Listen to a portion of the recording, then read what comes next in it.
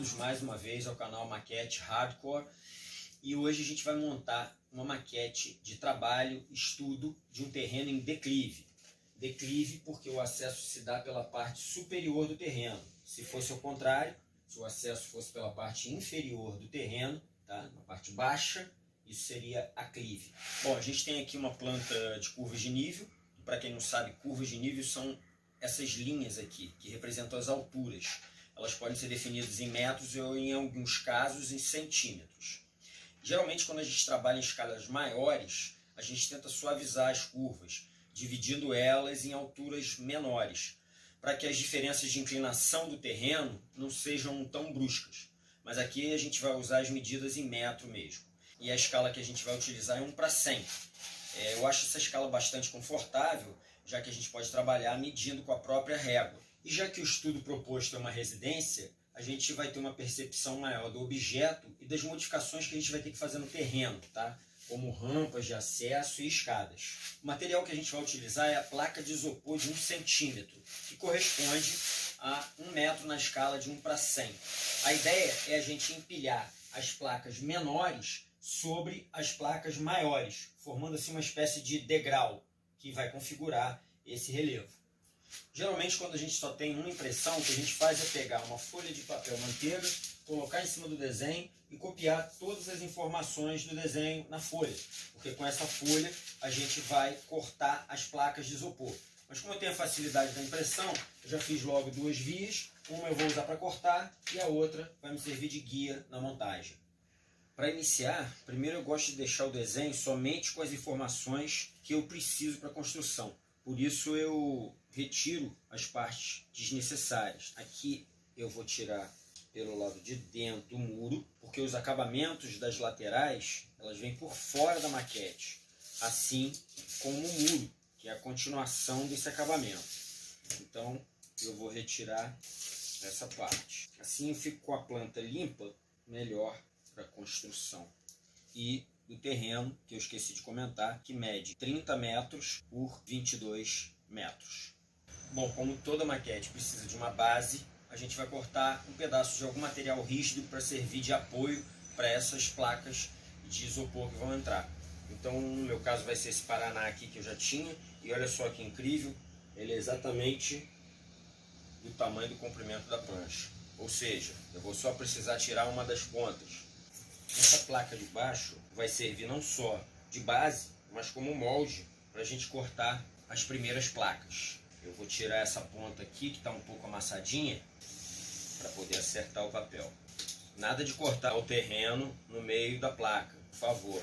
Sempre tentando ao máximo fazer o aproveitamento do material. Então é mais fácil tirar essa pontinha e acertar tudo por aqui. Então essa vai ser a primeira placa. Eu vou alinhar aqui, aqui e vou cortar. Não preciso nem marcar, eu posiciono a régua e corto.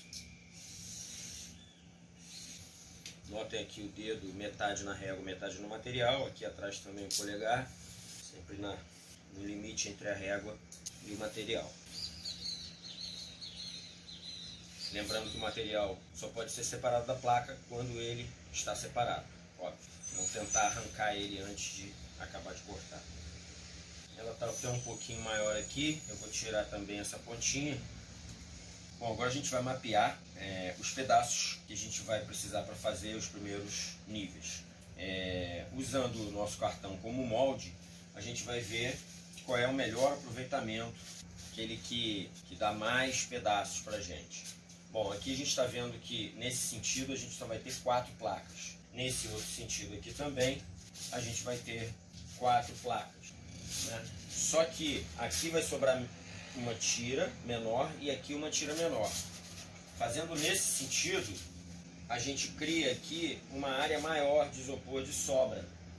E essa área maior pode ser para fazer pelo menos 2 curvas menores para essa parte de cima. Então, a melhor posição é essa posição longitudinal. Essa aqui que dão 4 placas, sobra uma tira fina aqui, porém, desse lado sobra uma tira maior, ok? Bom, aqui agora eu já vou fazer minha marcação. Tem gente que não gosta muito de usar essas bordas, que acha que está errada, mas é legal a gente checar antes, que elas estão certas. Eu sempre usei, são bordas de fábrica, como ela está íntegra aqui, eu vou usar. Então agora a gente vai marcar no comprimento aqui, marcando sempre com lápis, né, macio, 6B, para na hora, se tiver que apagar. Agora, com a ajuda da régua, para cortes retos, eu vou iniciar o corte do isopor. Para esse corte, uma técnica bem eficaz é trabalhar com estilete de lâmina estreita, inteira e nova, tá? Em movimentos de vai e vem, como quem corta pão. Enquanto você mexe o estilete para frente e para trás, você corta essas pequenas esferas que compõem o isopor. E aí você obtém um corte perfeito. Dá para ver aqui que não saiu bolinha nenhuma e tá com acabamento show. Então aqui eu tenho 12 placas de isopor, tá? De 1 centímetro de espessura, que significa 1 metro na escala de 1 para 100. E aqui na nossa planta de curvas de nível, eu tenho 16 curvas, que vão da 57 até a 72. E o que significa esse 57 aqui? Significa que ela está 57 metros acima do nível do mar, tá? Mas como ela é muito pequenininha, só uma pontinha, eu vou começar do 58. Então, contando 12 curvas a partir do 58, 1, 2, 3, 4, 5, 6, 7, 8, 9, 10, 11, 12, eu já tenho aqui para fazer essas 12 primeiras curvas. E as pontas que vão sobrar dessas cortes, a gente vai utilizar nessa parte de cima, que é um pouco menor. A gente adotou essa estratégia de cortar a base como molde para as curvas de nível, pelo terreno ser retangular e pelas curvas serem uniformes e quase paralelas.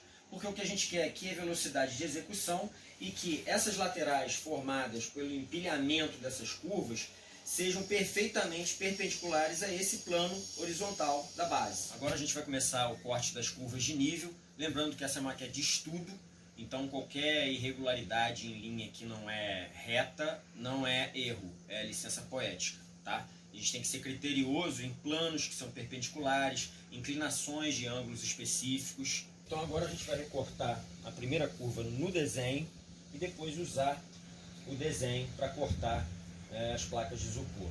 Tirando a primeira parte, encaixando em cima da primeira curva.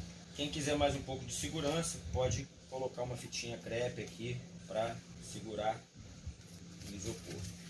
Vou pegar o meu estilete, que só é para cortar isopor, e vou trabalhar com a mesma técnica, empurrando o estilete e fazendo a curva. E é isso, primeira curva cortada, vamos fazer isso para todas as outras, cortando a próxima no desenho e usando o desenho como molde do corte da próxima curva. Então, nessa curva, particularmente, eu vou ter esse tipo de recorte aqui, dando uma recuadinha para a parte que está subindo. Eu vou sempre fazer o recorte perpendicular e vou ampliar um pouquinho mais esse limite aqui.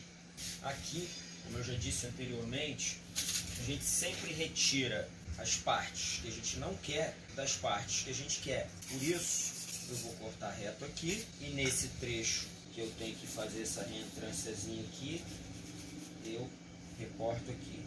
Esse corte aqui é particular porque ele é um corte penetrante e você tem que ir aos poucos introduzindo o estilete, sempre movimentando para não ter aquelas bolinhas inconvenientes, e retira a peça. Bom, saiu umas penugens, mas tudo bem. A gente pode também trabalhar cortando assim, entrando com o estilete e trabalhando com ele bem em pé e tirar. E pode também fazer isso para o outro lado e tirar. Nada que depois uma lixadinha. Uma lixadinha no isopor. Para quem não sabe, a gente pode lixar o isopor, eu vou mostrar isso mais na frente.